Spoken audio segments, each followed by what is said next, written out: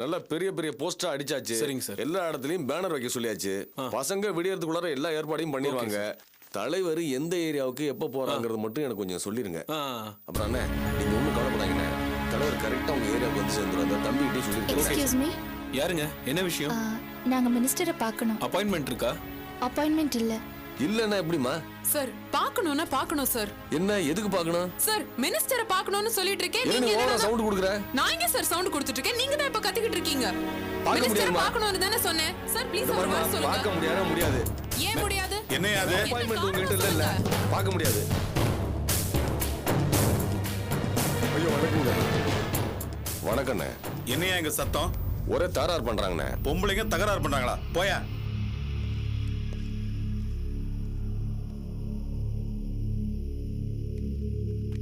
என்னம்மா வேணும்? உங்ககிட்ட கொஞ்சம் தனியா பேசணும் சார். சரி வாங்க.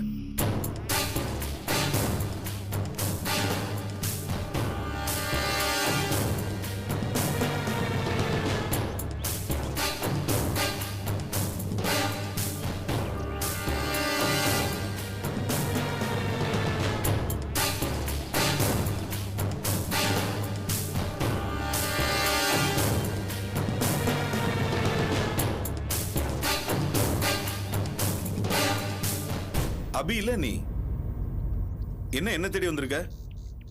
நீ தான் பெரிய பில்டராச்சே. அதெல்லாம் இருக்கட்டும் சார். உஷாவோட அப்பாவை எங்க வச்சிருக்கீங்க? உஷாவா? யாரு? இவதான் உஷா, என்னோட ஃப்ரெண்டு. நீங்க மாப்பிள்ளை ஆக்கணும்னு நினைக்கிற ஆதித்யாவுக்கு நியாயமா இவதான் பொண்டாட்டி ஆகணும். ஓஹோ, இவங்க தானா அது? வணக்கம்மா. சார் எங்க அப்பா இங்க இருக்காரு. என்னம்மா இது? என்கிட்ட வந்து அப்பா எங்க அம்மா எங்கன்னு ஸ்கூல் பிள்ளையாட்டம் கேட்டுக்கிட்டு இருக்க? சார் இதெல்லாம் வேண்டாம். உஷா அப்பாவை எங்க வச்சிருக்கீங்க? இத பாருமா, நான் ஒரு அமைச்சர், போலீஸ் இல்ல. இவங்க அப்பா காணலன்னா போலீஸ் கம்ப்ளைண்ட் கொடுங்க. போலீஸ் கிட்ட நாங்க போறோம் சார். ஆனா எங்க கம்ப்ளைண்ட் அவங்க வாங்க மாட்டேங்கிறாங்க. அதுக்கு நான் என்னமா பண்ண முடியும்? நீங்க தான் சார் காரணம். நீங்க இன்வால்வ் ஆனதுனால தான் போலீஸ் எந்த ஆக்ஷனும் எடுக்க மாட்டேங்கிறாங்க. என்ன பேசுற நீ?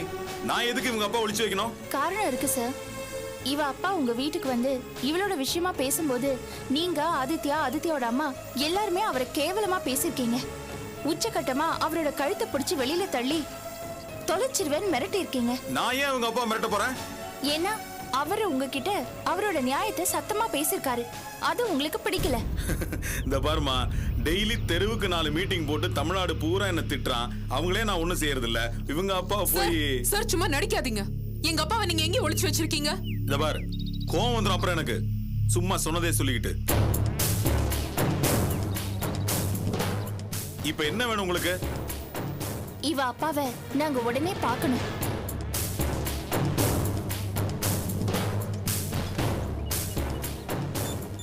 எந்த ஸ்டேஷன் லிமிட்ல இருக்கீங்க? ராஜா அண்ணாமலைபுரம். உங்க அப்பா பேரு? கோபிநாத்.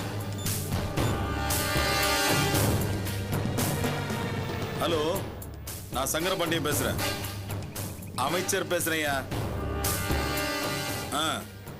கோபிநாத்னு ஒரு கேஸ்.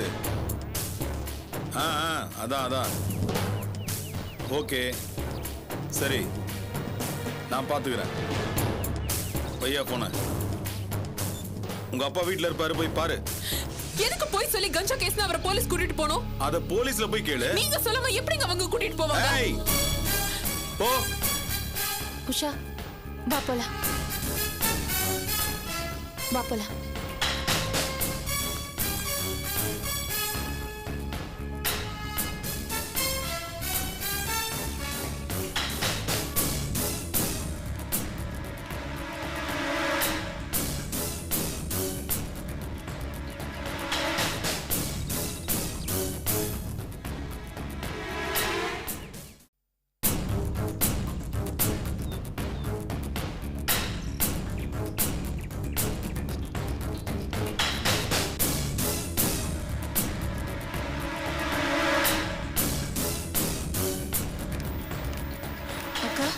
என்ன சபி, அவர் வரலையா? அவர் இங்க வரல. இங்க வரலையே. வரலையா? ஆனந்தி, நீ எப்ப இங்க வந்த? நான் வீட்டுக்கு போயிருந்தேன். அம்மா நடந்தது சொன்னாங்க. அதான் என்னாச்சுன்னு பார்க்க இங்க வந்தேன். நீ எங்க இருந்து வர? நாங்க சங்கரபாண்டியன் மினிஸ்டர் வீட்ல இருந்து வரோம். மினிஸ்டர் வீட்ல இருந்தா? ஆமா, அந்த ஆள் தான் எல்லாத்துக்கும் காரணம். என்னக்கா சொல்ற? ஆமா ஆனந்தி, ஆனா அந்த ஆளு அவனுக்கு எதுவுமே தெரியாத மாதிரி நடிக்கிறான். ரொம்ப நல்லவ மாதிரி பேசுறான். கண்ணை கட்டி காட்டுல விட்ட மாதிரி இருக்கு அபி. நம்ம எங்க போய் அப்பாவை தேடுறது? கவலைப்படாத உஷா, நாம எப்படியாவது அப்பாவை தேடி கண்டுபிடிச்சிடலாம். இல்ல ஆனந்தி, எனக்கு பயமா இருக்கு. பயப்படாத உஷா, கண்டுபிடிச்சிடலாம். பயப்படாதீங்கம்மா, எப்படியும் கண்டுபிடிச்சிடலாம். ஆமா உஷா, எதுக்கு கவலைப்படுற? இங்க பாரு உஷா, எதுக்கு இப்ப பயப்படுறீங்க? எப்படியும் அப்பாவை தேடி கண்டுபிடிச்சிடலாம். உதவி கேட்கலாமா? உஷா அப்பா அப்பா அப்பா அப்பா, என்னப்பா சொல்லுது? அப்பா அப்பா, ஐயோ, மெதுவா வாங்கப்பா. இப்படி அடிச்சிருக்காங்களே. அப்பா, மெதுவா மெதுவா மெதுவா வாங்க. முதல்ல உட்காருங்க. மெதுவா. ஐயோ, என்னங்க இது? முகமெல்லாம் ஒரே காயமா இருக்கு. அங்கிள், அவங்க உங்களை அடிச்சாங்களா? ஆமாம்மா, நாம கற்பனை பண்ணி பார்க்கறத விட அவங்க ரொம்ப மோசமானவங்க, கொடூரமான பாவிங்க. ஐயோ, மாட்டு அடிக்கிற மாதிரி போட்டு அடிச்சிருக்கானுங்க. அவனுங்க நல்லா இருப்பானுங்களா? அழாத, அதான் வந்துட்டேன்ல. அது இல்லைங்க, நான் வந்து அம்மா தைரியமா இருங்கம்மா. இல்ல மாபி, தைரியம் எல்லாம் ஒரு அளவுக்கு தான். இப்ப நடக்கிறத பார்த்தா எதுக்கு ஒரு அர்த்தமே இல்லையோன்னு தோணுது.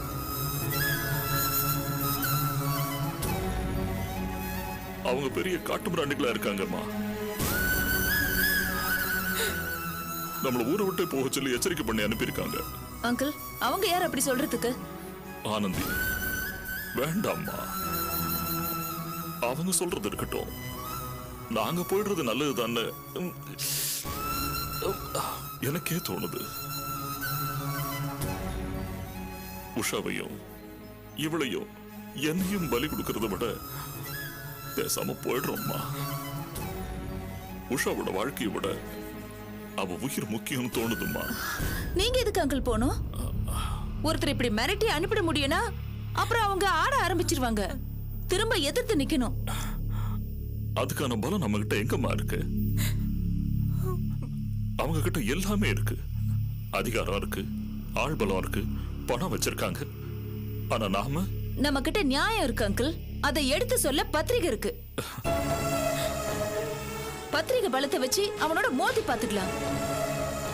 அவங்கள எதிர்த்து போராட முடியும்னு அந்த மினிஸ்டருக்கு தெரிய வைக்கணும். ஆனந்தி வேண்டாம், அவசரப்படாத. இவர் எந்த மாதிரி நிலைமையில வந்திருக்காரு பாரு. இது நிதானமா யோசிக்க வேண்டிய நேரம். தயவு செஞ்சு உணர்ச்சி வசப்படாத ப்ளீஸ்.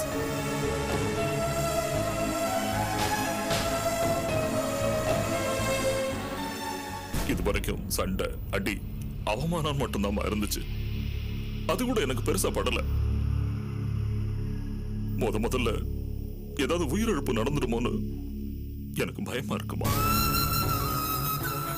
யாராவது ஒருத்தரை பலி கொடுக்கிற மாதிரி ஆயிடுச்சுன்னா அப்புறம் எதுக்குமே அர்த்தம் இல்லாம போயிடும்.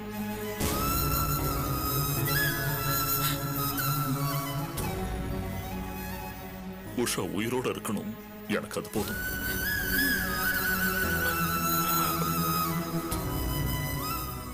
நாங்க கிளம்பி எங்கேயாவது போயிடுறோமா? இல்ல அங்கிள், நீங்க எங்கேயும் போக வேண்டாம். நீங்க இங்கதான் இருக்கணும். என்னக்கா நீ என்னையும் பேசாம இருங்கிற, அவங்களையும் போக வேண்டாம்னு சொல்ற. உன் திட்டம் தான் என்ன? என்ன ஐடியா வச்சிருக்க உன் மனசுல?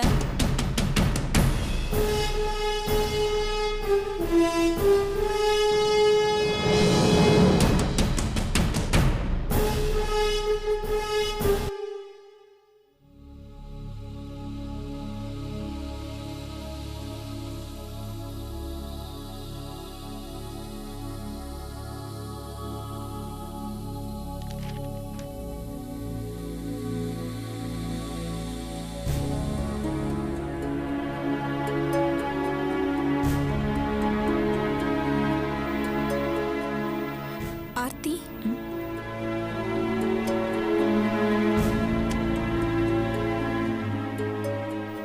என்ன என்ன மன்னிச்சிரு ஆர்த்தி. என்ன என்ன அறிவு கேட்டதனமா பண்ணிட்டு இருக்க நீ? இல்ல ஆர்த்தி, என்னால உன் வாழ்க்கையே போச்சு. நான் பண்ண தப்பால நீ உன் தாலியை பங்கு போட்டு கொடுத்த. இத பாரு, இந்த தாலியை பங்கு போடுறது, துண்டு போடுறது இதெல்லாம் எனக்கு தெரியாது. என் புருஷன் பண்ண தப்பால நீ பாதிக்கப்பட்ட. உனக்கு என்ன செய்ய முடியுமோ அதுதான் நான் செஞ்சேன், அவ்வளவுதான். சரி, இப்ப என்ன அதுக்கு? அதெல்லாம் மறந்துட்டிரு. ஆர்த்தி, புருஷனை விட்டு கொடுத்த சரி, இப்போ உன் படிப்பையே விட்டு கொடுக்கறியே. எல்லாத்துக்கும் நான் தானே காரணம்.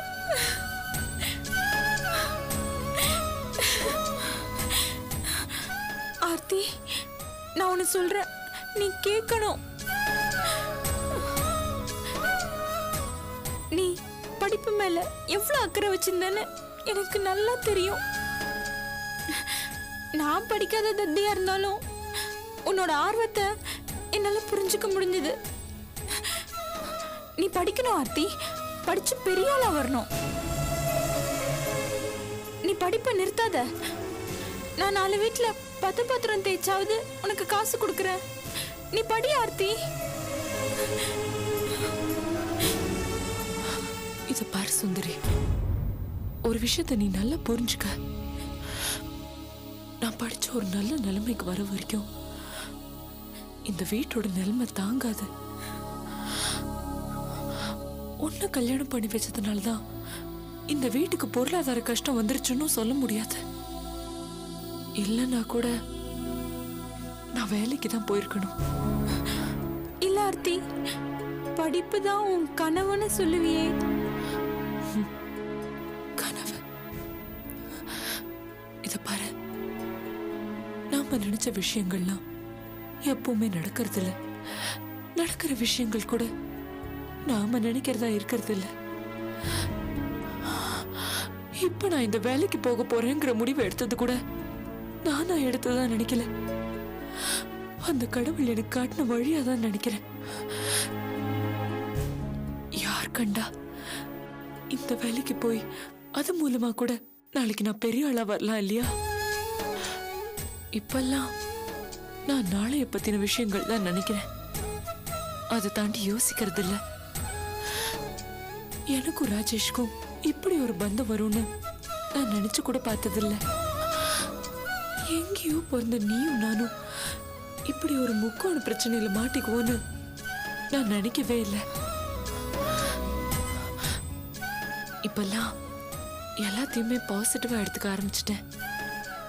அதனால நடந்ததெல்லாம் மறக்கணும்னு நினைக்கிறேன். நீயும் மறந்துட்டு சாதாரணமா இரு.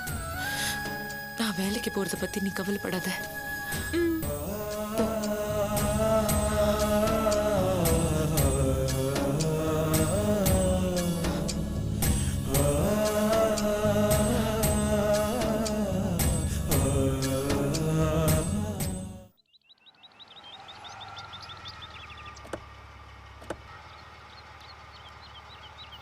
வாங்க, ஏன்ட்ட கொடுங்க, நான் கொண்டு வரேன். கொடுங்க.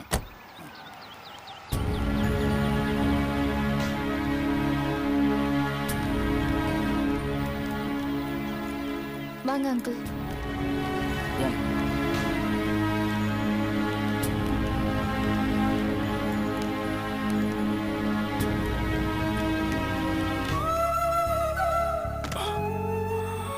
உட்காருங்க. பாப்பா உள்ள போ. உட்காருங்கம்மா. உட்காரு.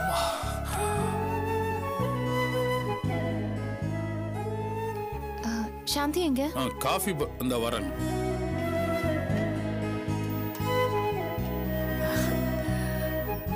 எடுத்துக்கங்க. இந்தாங்க அபி. இந்தாங்க சார். இது எதுக்குமா? எடுத்துக்கோங்க. எடுத்துக்கங்கம்மா. வேண்டாம்மா. பரவாயில்ல, எடுத்துக்கங்கம்மா. பரவாயில்ல, எனக்கு எதுவும் வேண்டாம். வேற ஏதாவது கூலா கொண்டு வர சொல்லவா? ஒண்ணும் வேண்டாங்க. ஏம்மா? எதுக்குன்னு நீ கேட்காத. உன்னை பொண்ணா பெத்ததுக்கு அண்ணன் ஆகாரம் இல்லாம செத்தாதே எனக்கு நிம்மதி. பேசுறீங்க? என்னோட வயிற்றுச்சல்ல பேசுறேன். இவளால என்ன சந்தோஷம், என்ன நிம்மதி சொல்லு பாப்போம்.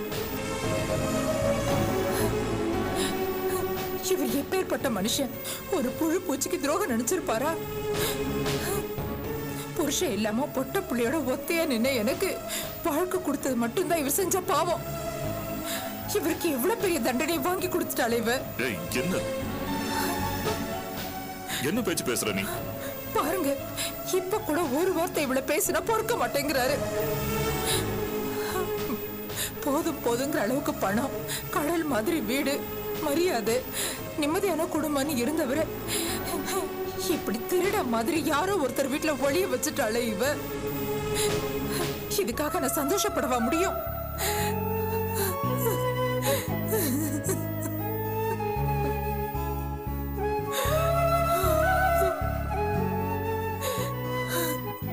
இத பாருங்க, இதை ஏன் யாரோட வீட நினைக்கிறீங்க? உங்க சொந்த வீடு மாதிரி நினைச்சுக்கங்க. அதான் ஏன்னு கேக்குறேன். எல்லாம் இவளால வந்தது. 10 வருஷத்துக்கு அப்புறமா மறுபடியும் திரும்பி வந்தாலே நாங்க சந்தோஷப்பட்டோம். அது எவ்வளவு பெரிய தப்புன்னு இப்பதான் எங்களுக்கு புரியுது. இவளால எனக்கு, இவருக்கு, ஏன் உங்க எல்லாருக்குமே கஷ்டம், சித்திரவதை.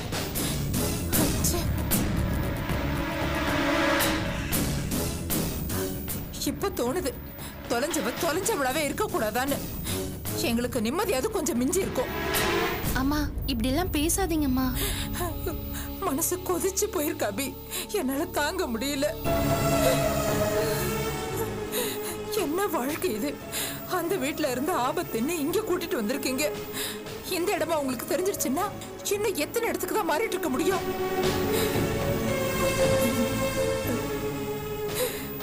அம்மா, நீங்க ஏதோ கோவத்துல பேசிட்டு இருக்கீங்க. நடந்ததுல உஷாவோட பங்குன்னு என்ன இருக்கு? ஏதோ ஒரு வேகத்துல இந்த நிச்சயதார்த்தத்தை நிறுத்திட்டா. அதனாலதான் அந்த ஆதி இப்படி ஆடிட்டு இருக்கான். இப்ப ஆதிங்கிறவன் தனி மனுஷன் இல்ல, அவன் கூட அந்த மினிஸ்டரும் சேர்ந்துக்கிட்டான். என்னதான் நமக்கு பண வசதி இருந்தாலும் மினிஸ்டர் எதிர்த்துட்டு வாழ்ந்துட முடியுமா சொல்லு? அம்மா, மினிஸ்டர்னா அவரே ஏதோ கவர்மெண்ட்னு அர்த்தம் இல்ல. அந்த ஆளு மக்களோட பிரதிநிதி, அவ்வளவுதான். நம்ம பக்கம் நியாயம் இருக்கிற வரைக்கும் மினிஸ்டர் இல்ல. எவ்வளவு பெரிய ஆளா இருந்தாலும் மோதி நம்மளால ஜெயிக்க முடியும். இந்த சவால்லாம் பேசுறதுக்கு வேணும்னா நல்லா இருக்கும். ஆனா நிஜ வாழ்க்கைங்கிறது வேற அபி. இதுக்கு முன்னாடி வரைக்கும் எங்களுக்கு எப்படி ஓடி ஒளிர நிலைமை வரும்னு நாங்க நினைச்சு கூட பாக்கலம்மா. இல்லம்மா, ஏதோ ஒரு சிக்கல், ஒரு பிரச்சனைன்னு வந்துருச்சு. அதுக்காக நம்ம எல்லாமே எழுந்துட்டோம்னு அர்த்தம் இல்ல. ஆமாக்கா, நான் அந்த மினிஸ்டர் சும்மா விட போறதில்ல. பத்திரிகையோட பலம் என்னன்னு அவனை காட்ட போறேன். ஆனந்தி, ப்ளீஸ், இப்ப நீ ஏதாவது புதுசா ஒரு பிரச்சனை உருவாக்காத.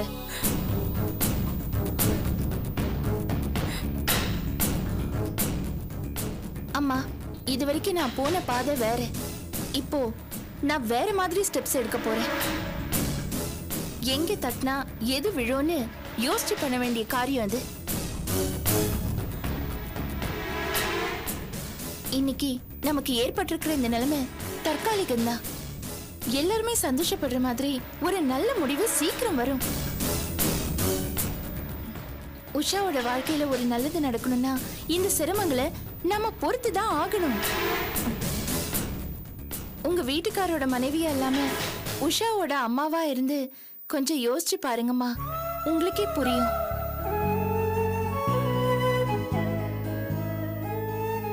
இது பாருங்கம்மா, நீங்க என் மேல நம்பிக்கை வைங்க, எல்லாம் நல்லபடியா நடக்கும். நான் சொல்றேன்.